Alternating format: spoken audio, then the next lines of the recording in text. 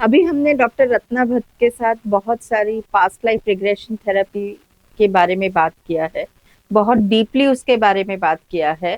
और जिनको भी इसके बारे में कुछ ज्यादा जानना है वो हमारे डिस्क्रिप्शन में जाके उनको कनेक्ट कर सकते हैं, वहाँ उनकी सारी डिटेल्स दी गई हैं।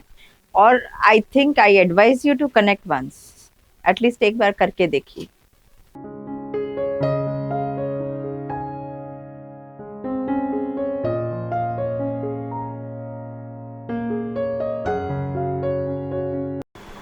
नमस्कार। आज हमारे साथ हमारे गेस्ट हैं डॉक्टर रत्ना भट्ट। ये एक होम्योपैथी डॉक्टर है और अहमदाबाद मेडिकल कॉलेज में लेक्चरर हैं। ये एक हीलर भी हैं। ये theta healing, past life regression, tarot card reading, reiki जैसी मोडालिटीज़ करती हैं। ये होम्योपैथी के साथ साथ ये सारी मोडालिटीज़ करती हैं। हम जानेंगे इनसे इनकी journey. Welcome Ratna ji. Thank you Meeta बहन, थैंक यू सो मच। मैं मिरर फाउंडेशन के लिए बहुत आभारी हूँ कि उन्होंने मुझे आज ये मौका दिया आप सबसे बात करने का। यस, पहले मेरा जो शुरुआत मेरी जो हुई वो एक होम्योपैथी लर्न करने से हुई और उसमें डीप जाते जाते स्टडी करते करते मैं ये डिफरेंट हीलिंग मोडालिटीज़ के साथ में जुड़ी। रत्ना जी, होम्योपैथी एंड हीलिंग ये दोनों एक साथ जेल करती हैं क्या? ये बहुत अच्छा सवाल है और थैंक यू आपने मुझे पूछा, क्योंकि कई बार क्या होता है कि पेशेंट्स भी होते हैं या क्लाइंट्स भी होते हैं, उनको लगता है, वो मुझे पूछते हैं कि आप डॉक्टर हो और आप ये भी करते हो, आप वो भी करते हो, तो हाउ इट इज़ कनेक्टेड। तो मैं उसके बारे में बताना चाहूँगी कि होम्योपैथी का बेस है वो मन और तन का दोनों का समन्वय होके ही आपकी हेल्थ रहती है। वो बड़ा सिद्धांत है होम्योपैथी का।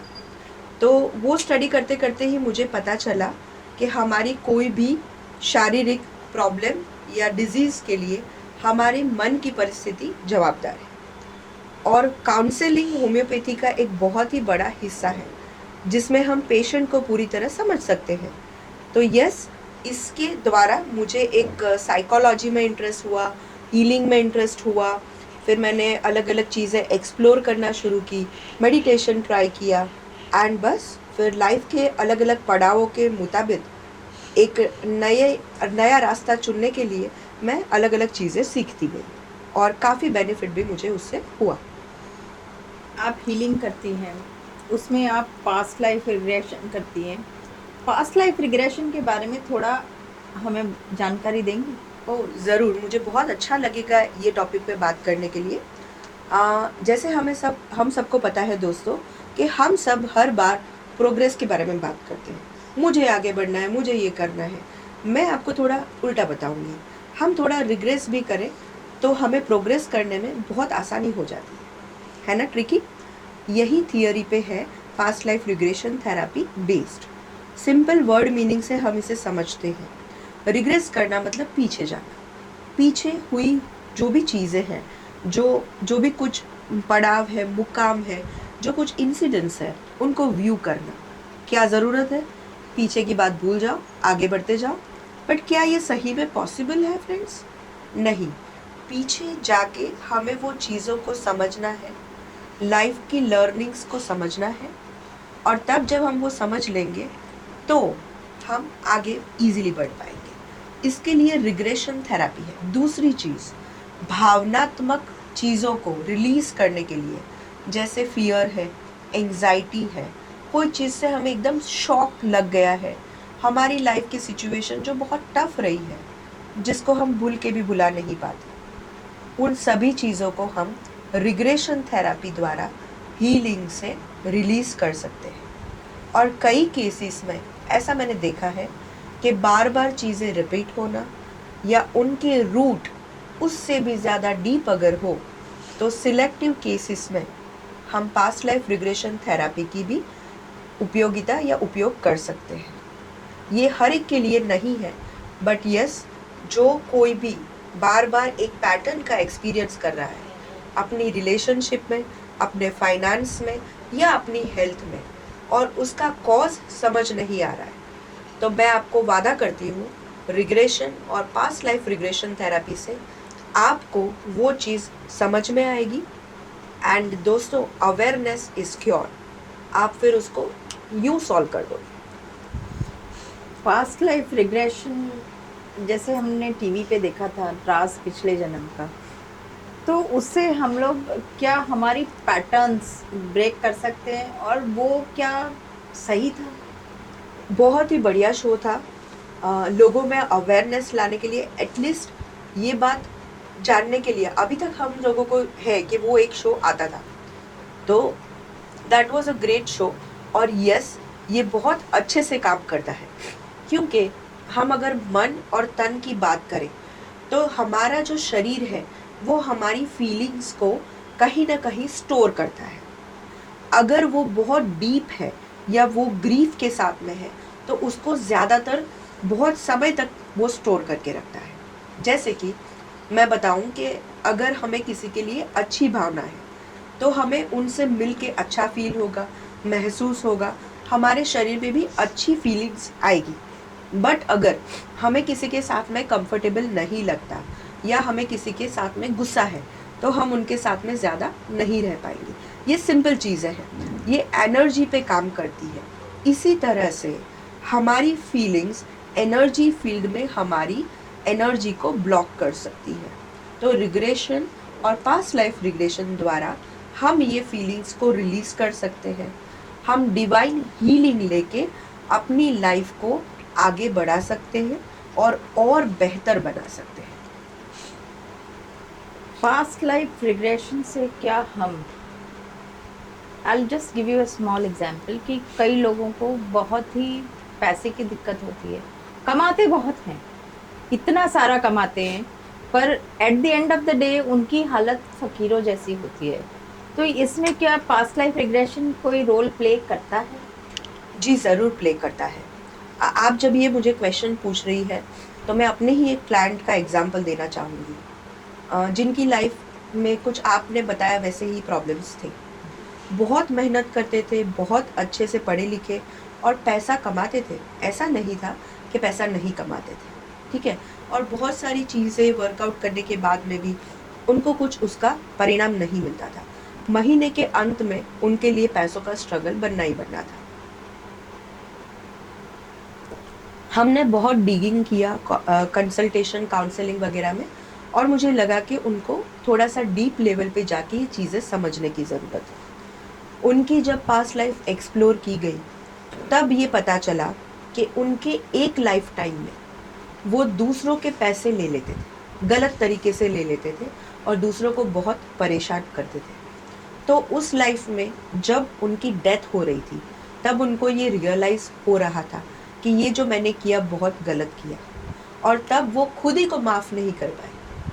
और उन्होंने डिसाइड किया, भगवान को बोला कि अरे भगवान, मुझे पैसे देते ही क्यों हो, मुझे पैसे लेके आप मुझे पैसे ही मत देना और मुझसे पैसे ले लेना। मैं पैसों के लायक नहीं हूँ, मैं लक्ष्मी देवी के लायक नहीं हूँ। तो जहाँ से ये बिलीफ लेके वो इंसान उस लाइफ टाइम में गुजर गए थे, और नेक्स्ट लाइफ में जब वो बर्थ लिया उन्होंने, उसका कनेक्शन कुछ इस तरह से रहा। पैसे वो कमाते थे बट रख नहीं पाते थे। इसमें हमने पूरा सेशन कंडक्ट करके उनको हीलिंग लेवल पे और बहुत सारी अलग अलग प्रैक्टिसेस से ये बिलीफ को रिलीज़ करवाया। एंड आफ्टर दैट वो बहुत ही अच्छे तरीके से अपनी लाइफ में आगे बढ़ रहे हैं। रत्ना जी, आप हमें ये बताइए कि ये सब चीज़ें हमने आकाशिक रिकॉर्ड्स में भी सुना है। अब what is the difference between Akashic record and PLR? Akashic record में हमें ग्लिम्सेस आते हैं या हमें लाइफ टाइम्स के बारे में पता चलता है। पास्ट लाइफ में हम पर्टिकुलर क्लाइंट को गो थ्रू करते हैं हिप्नोसिस द्वारा। आकाशिक रिकॉर्ड एक मीडियम जो होते हैं वो आपके लिए एक्सेस करके आपको देते हैं। पास्ट लाइफ में हम थेरापिस्ट एक स्पेस होल्ड करते हैं, हम आपको गाइड करते हैं, आप खुद एक्सपीरियंस करते हो। हिप्नोसिस की प्रोसेस द्वारा हम आपको वो लेवल पे ले जाते हैं, आप वहाँ पे थर्ड पर्सन की तरह अपनी पुरानी लाइफ देख सकते हो और उसको व्यू कर सकते हो। और दोस्तों, ये सब चीज़ आप याद रख पाओगे, जो भी आप एक्सपीरियंस करेंगे अपनी पास्ट लाइफ का, आपको पूरी तरीके से वो याद रहेगा। तो ये एक मेन डिफरेंस है। और इसमें और कई सारी हीलिंग्स अंदर इंक्लूड की जाती है जो थेरापिस्ट के द्वारा डिवाइन हीलिंग पास ऑन की जाती है। ये मेन डिफरेंस है। पास्ट लाइफ में हम कितने जन्मों को देख सकते मीता जी, ये बहुत इंटरेस्टिंग क्वेश्चन हैं? है। क्योंकि past life is based on theory of karmas, तो हम Yes. कितने जन्म के कर्मास हम देख सकते हैं? अब ये डिपेंड करता है कि मेरे साथ में जब मैंने प्रैक्टिकल सेशंस लोगों के साथ में किए, तो एक सेशन मुझे अभी भी याद है। जनरली जब हम कंडक्ट कर रहे होते हैं तो हमारा इंटेंशन एक लाइफ टाइम देखने का होता है। जो इश्यू लेके वो क्लाइंट आते हैं उसके रिगार्डिंग आपकी लाइफ अनफोल्ड हो, वो हमारा इंटेंशन रहता है। मेरा वो इंटेंशन था कि भाई इनकी जो भी प्रॉब्लम है उस अकॉर्डिंग लाइफ टाइम उनको दिखे और हम उनका सोल्यूशन कर पाए। अब पूरी लाइफ वो दिखी भी, उनके रिलेशनशिप चैलेंजेस थे, दैट वो लेडी काफ़ी हद तक वो समझ भी गई, उनको पता भी चल गया। बट सडनली वो लाइफ टाइम एंड हो रहा था, she started viewing another life time, दूसरी लाइफ उनको दिखने लगी। एंड मेरा काम था बस वहाँ पे उनको गाइड करते जाना, because it is all about divine timing. और वो लेडी वो सेशन में उन्होंने 3 लाइफ टाइम्स देखी विद द सेम पैटर्न्स। जैसे मीता जी आपने पूछा था कि क्या पैटर्न्स ब्रेक होती है, तो जब सही टाइमिंग और सही तरीके से वो चीज़ करते हैं तो आपको सब कुछ पूरा एक आईने की तरह साफ दिखता है। तो इट डिपेंड्स ऑन कि इश्यू की डेप्थ कितनी है, कितने लेवल पे जाके। एंड अगेन मैं बोलना चाहूँगी कि ये सब डिवाइन गाइडेंस है, तो उनके अकॉर्डिंगली वो अनफोल्ड होती है। यस, कई बार एक पेशेंट क्लाइंट्स को एक सेशन में भी ठीक लगता है, कई बार हम उनको रिपीटेड सेशंस लेने का भी एडवाइस करते हैं। वो पर्सन टू पर्सन डिफर करता है। रत्ना जी, हमने सुना है कि पास्ट लाइफ हिप्नोसिस के बेसिस पर, जो आप भी बोल रहे हो कि हिप्नोसिस के बेसिस पे है, तो पास्ट लाइफ में अगर कोई इंसान डीप हिप्नोसिस में चला जाता है तो वो आर देयर एनी चांसेस, आप have you ever come across कि वो बाहर वापस आने में बहुत तकलीफ हुई हो आपको? नहीं, जनरली यस, डीप स्टेट में जाते हैं, बहुत सही बात है। बट दैट इज़ वाई मैंने जैसे आपको मैं बताना चाहूँगी कि ये एक बहुत ही शांति से करने वाला और स्टेप बाय स्टेप करने वाली प्रोसेस है। इसलिए इसको एडवाइस करके क्लाइंट को प्रिपेयर करके मैं करती हूँ, जिसमें ऐसे ही प्रिपरेशन की जाती है कि फर्स्ट में आपका काउंसलिंग आएगा, आपके इश्यू की डेप्थ है। सेकंड में मैं रिग्रेशन करती हूँ आपकी इस लाइफ टाइम का, जो कोई भी करा सकता है, जिसमें कोई पाबंदी नहीं है। उस टाइम पे आपकी बॉडी, आपके सोल, आपके माइंड को प्रिपेयर किया जाता है ना? तो आप उसमें एक ट्यून में आना शुरू हो जाते हैं। एंड उसके थोड़े 2-3 दिन बाद ही मैं PLR के सेशंस करती हूँ। कई बार मेरे साथ अभी ऐसा भी एक एक्सपीरियंस हुआ था। एक रिलेशन में से ही एक कोई तो फ्रेंड ने कांटेक्ट किया था, मैं नहीं जानती थी, बट कोई रिलेटिव के फ्रेंड ने कि आप मुझे आज ही PLR में ले जाइए, तो ऐसे मैं कभी प्रैक्टिस नहीं करती। वो उनके इश्यू के हिसाब से उनको बहुत इंस्टेंट रिजल्ट चाहिए थे, बट ऐसे काम होता ही नहीं है। अगर मैं उस दिन पे उनको ले जाऊं तो देर आर चांसेस कि वो सेशन हो ही ना। There are failure of the sessions as well. ऐसा नहीं होता कि नहीं होते। तो you have to be very, because client को जहाँ पे सेफ फील होगा तभी वो इतने डीप लेवल में जा पाएंगे। सबकॉन्शियस माइंड तक जाके अपने ट्रॉमा को फेस करना, वो भी इस लाइफ टाइम के नहीं, बहुत पुराने टाइम लगता है। And you have to be strong. तो वो प्री प्रिपरेशन बहुत ज़रूरी है। और जब ये प्री प्रिपरेशन करके सेशन लेते हैं तो कोई क्लाइंट को PLR के सेशन में प्रॉब्लम्स नहीं आती। दैट मीन्स डायरेक्टली और इनडायरेक्टली आप यही चाहती हैं कि हमने ऑनलाइन PLR सेशंस कंडक्ट नहीं करने चाहिए, उसमें रिस्क है? मैं पर्सनली ऐसा ओपिनियन रखती हूँ कि जहाँ तक फिज़िकली मैं क्लाइंट के साथ में सेशन लूँ, मेरे लिए वो कंफर्टेबल रहता है। क्योंकि कई बार इतने इंटेंस इमोशंस भी होते हैं कि जहाँ पे आपको आपकी way of conducting the session शायद कभी चेंज भी करना पड़ता है। कई बार वो बॉडी में भी इंटेंसिटी होती है, बिकॉज आप इतने इंटेंस इमोशंस एक्सपीरियंस कर रहे होते हो। तो मैं पर्सनली ये ओपिनियन रखती हूँ कि ऐसे सेशन में फिज़िकल सेशन होना ज़्यादा एडवाइजेबल है for the betterment of client. PLR से हमारे बहुत सारे इश्यूज सॉल्व हो रहे हैं, जैसे मनी इश्यूज हैं, रिलेशनशिप इश्यूज हैं। रिलेशनशिप इश्यूज में मैंने अभी एक रिसेंट एग्जांपल देखा है कि एक आदमी है, उसकी एक शादी हुई, टूटी, दूसरी शादी हुई, टूटी, तीसरी शादी हुई, टूटी, अब वो चौथी के लिए पीछे पड़ा हुआ है। तो I think should he go for PLR first and then go for a marriage, और ये एक बहुत अच्छा क्वेश्चन है मीता जी, क्योंकि हमारे अंदर सब ये मान्यता होती है कि हम एक रिलेशनशिप ख़त्म हुआ और दूसरे के बारे में सोचने लगते हैं। बिकॉज इन सब का मुझे रीज़न ये लगता है कि कई हम लोग लोनली रहने के लिए तैयार नहीं होते। हमें डर लगता है कि हमें फटाफट से दूसरे रिलेशनशिप में चलना चाहिए। कई बार लोग ऐसे भी थॉट्स रखते हैं कि पुराने वाले जिसके साथ में रिलेशन था उसको दिखा दूँ कि तेरे से बेहतर मुझे मिल गया। तो दिस आर बिलीव्स। अब मेरा सबसे रिक्वेस्ट है जो भी ये देख रहे हैं उनसे, कि आप जो भी रिलेशनशिप में रहे हो, जितनी भी इंटेंसिटी में आप रहे हो, आप शारीरिक, भावनात्मक, इमोशनल सब चीज़ों से साथ में दूसरे बंदे के साथ में आप कनेक्ट कर रहे हो, किया था आपने, तो वो एक बहुत डीप लेवल की एनर्जी एक्सचेंज होती है। कोई भी रीज़न से वो रिश्ता वर्कआउट नहीं हुआ तो प्लीज़ उसको हीलिंग का टाइम दीजिए। आप खुद को उस रिलेशनशिप में देखिए, आपके एक्सपीरियंस को समझिए, और उसके बाद हील होने के बाद ही, चाहे उसका आप कोई भी माध्यम लीजिए, आप मेडिटेशन का लीजिए, आप काउंसलिंग का लीजिए, बट अगर डीप लेवल ट्रॉमा है तो मैं ज़रूर आपको एडवाइस करूँगी कि आप हीलिंग थेरापीज़ का उपयोग करिए।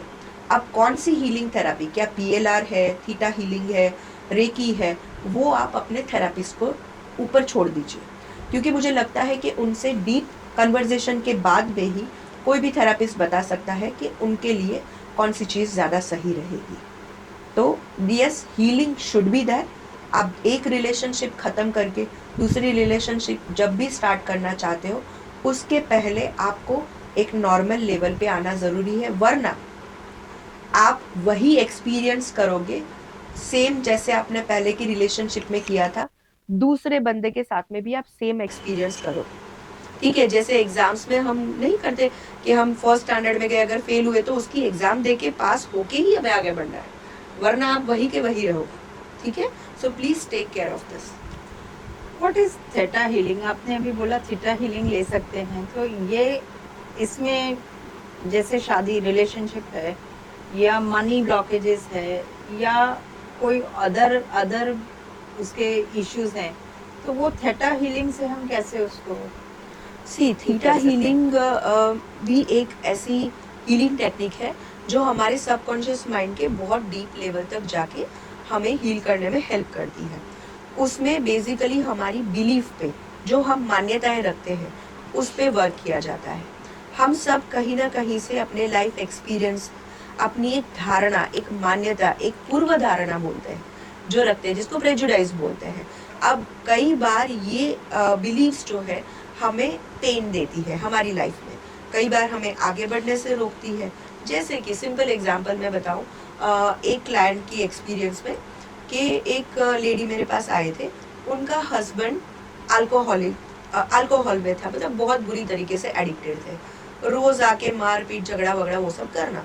अब ये लेडी जिनकी मैं बात कर रही हूँ, वो वेल एजुकेटेड थी, उनके पास जॉब था, कोई रीज़न नहीं था कि वो पूरी लाइफ इस तरीके से रहे। ठीक है, बट उनके जो बिलीफ थी कि बस शादी एक बार हो गई, अब इसी के साथ में निभाना है, बिकॉज ऑफ दिस वो उन आदमी को छोड़ नहीं पाती थी। अब ये कितना सही है कि दूसरों की वजह से आप अपनी जात को सेल्फ कॉम्प्रोमाइज करके, अपनी लाइट को डाउन करके आप जिए। Why should you suffer? तो इन दिस वो सेशन के दरमियान उनकी काफ़ी सारी बिलीव्स पे हमने वर्क किया, and finally she could come out of that toxic relationship, that toxic marriage, and achieve peace in her life. तो ये एक छोटा सा एग्जाम्पल है, ऐसे बहुत सारे सेक्टर्स में हम थीटा हीलिंग का उपयोग कर सकते हैं। एंसेस्टरियल हीलिंग वो क्या है? एंसेस्ट्रल मतलब कि हमारे पूर्वज अब कई बार ऐसा होता है कि वो अपनी लाइफ में जो जिए उस टाइम पे अपने हिसाब से उन्होंने अपनी एक जीवन जीने की एक शैली बनाई, उन्होंने अपने कुछ रूल्स रखे, उन्होंने अपनी कुछ धारणाएं रखी और वही उनको बहुत बेनिफिट भी हुआ, वो उससे बहुत आगे भी आए। बट ये शायद अब हमें काम नहीं करे, ठीक है। तो उस टाइम पे हम एंसेस्ट्रल हीलिंग करते हैं। जैसे कि हम पैसों की ही बात करें तो मान लीजिए कि किसी की फैमिली में उसके दादाजी ने बहुत स्ट्रगल की, एकदम उनके पास पैसे नहीं थे, बहुत काम काज कर करके उन्होंने पैसे जुटाए और जिसका बेनिफिट उनके फादर को भी हुआ, ये हमारे क्लाइंट को भी हुआ। बट उसके दादाजी के साथ में वो भी एक बिलीफ आती थी कि पैसा ज़्यादा यूज़ नहीं करना चाहिए या पैसा कमाना बहुत टफ है। वो जीनेटिकली उनके फादर में, वो जीनेटिकली ये सन में भी आई। अब ये सन पैसे कमाने के लिए बहुत मेहनत करते हैं और बहुत कामकाज करने के बाद में उनके पास थोड़े से पैसे आते हैं। और उनके दादाजी की ये भी बिलीफ थी कि भाई जॉब करना इज मोर सिक्योर, बिजनेस करना या दूसरे कोई फील्ड में जाना, वहाँ कहाँ श्योरिटी है।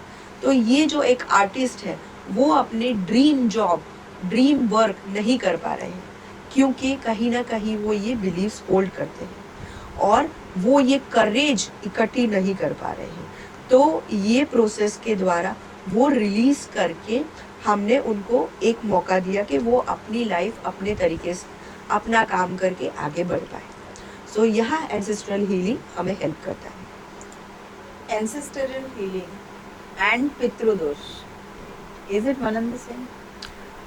मुझे नहीं लगता कि ये सेम चीज़ें हैं, बट एंसेस्ट्रल हीलिंग के बारे में मुझे ये नॉलेज है, पितृदोष में मैं इतना नॉलेज नहीं रखती। ओके, ठीक है। सो उससे आगे एंसेस्ट्रियल हीलिंग से बहुत सारे फायदे हमें हैं।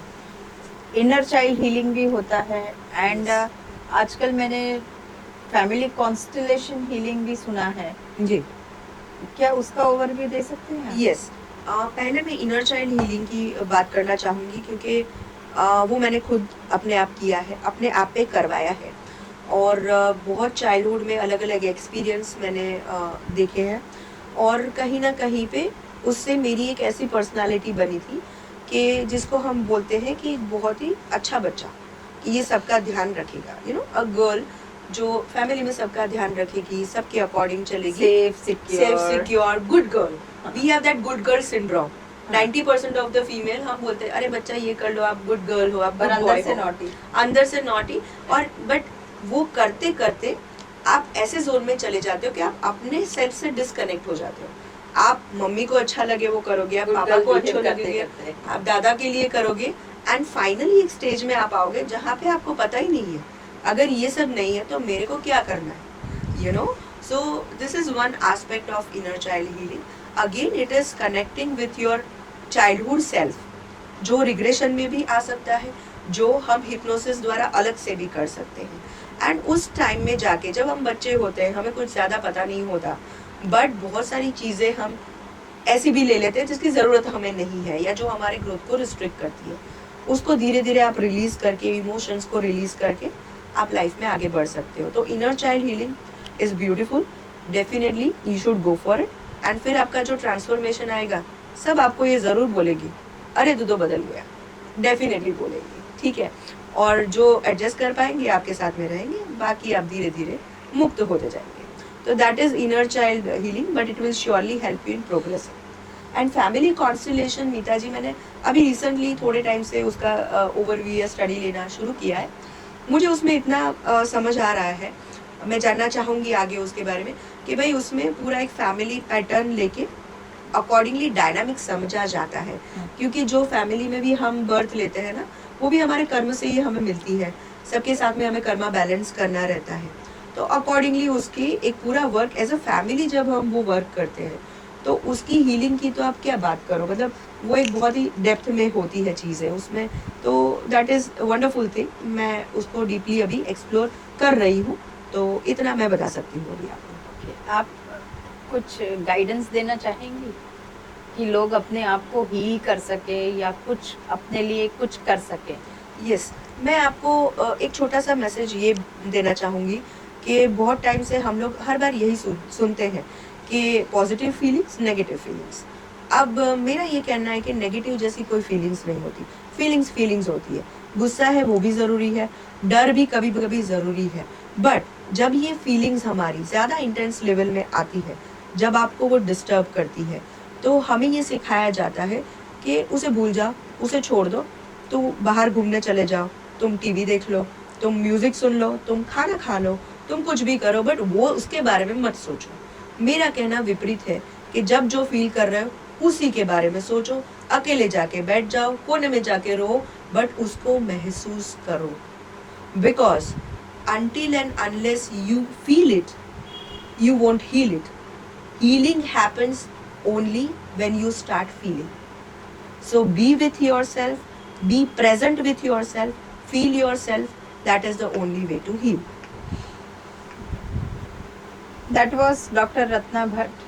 Thank you for coming here. Thank you so much, Miral Foundation and Meeta Ben, for inviting me. And all the best to all of you. Lots of love and blessing. Thank you.